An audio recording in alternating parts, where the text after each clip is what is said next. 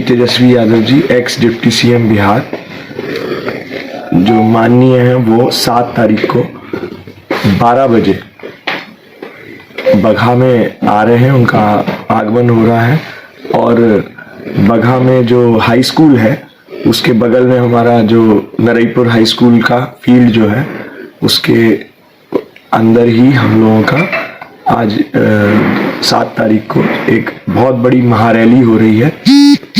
लालटेन आरजेडी की जो पार्टी है आरजेडी, उसका एक बहुत बड़ा महासम्मेलन हो रहा है जिसके अंदर हम लोग लगभग 1 लाख से ऊपर लोगों का आगमन एक्सपेक्ट कर रहे हैं।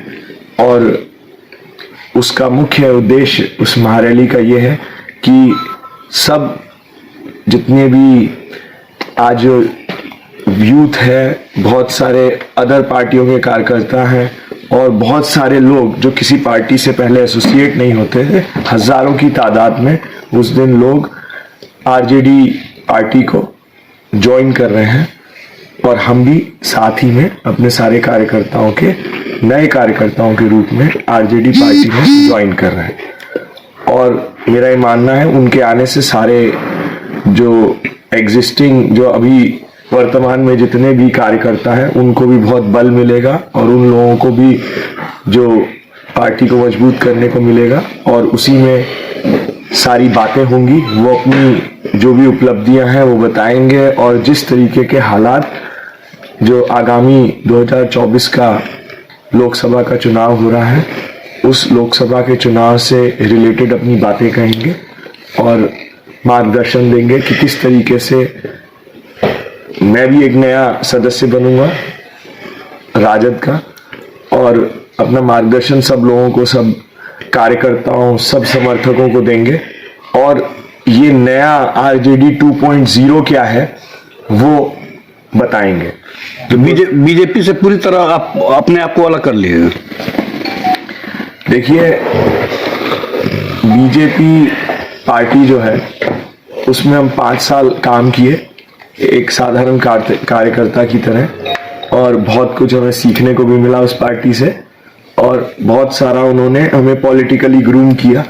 मगर किन्हीं कारणों से भारतीय जनता पार्टी का जो कार्यकर्ता है वो हताश रहा और इस वजह से मुझे एक कदम लेना पड़ रहा है कि मेरे को भारतीय जनता पार्टी को छोड़ के राजद को ज्वाइन करना पड़ रहा है। और अपने से अलग लगभग कर चुके हैं लोगों के बीच में। हम आज जितना भी जो पॉलिटिकल वोटर है, जितना वोटर है चंपारण का, अगर आप कहीं पे भी जाके उससे मिलें और बात करें तो उसको देखिए कि कितनी उसकी फ्रस्ट्रेशन है। वो ये कहता है कि मैं इनको दोबारा से वोट दूंगा, फलाना को दोबारा से वोट दूंगा तो मुझे क्या नया मिलेगा, मुझे क्या नई अपेक्षा है।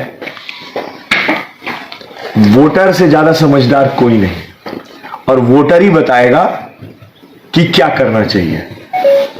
मैं जब पहली बार यहाँ आया चंपारण में तो मेरा कोई राजनीति से लेन देन नहीं था, ना मैंने कभी सोचा कि मैं राजनीति में आऊंगा। मगर पूरे दुनिया में, मैं विदेशों में भी काम करता हूं, मैंने जो प्यार और जो सीख मैंने चंपारण की धरती पे सीखी है वो शायद मैंने हार्वर्ड बिजनेस स्कूल में भी नहीं सीखी। और क्या करना है ये जनता सिखाएगी।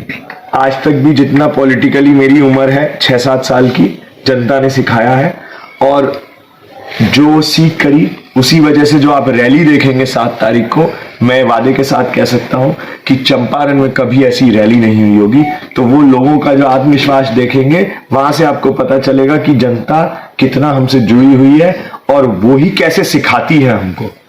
जनता से ज्यादा बड़ा सिखाने वाला कोई नहीं है।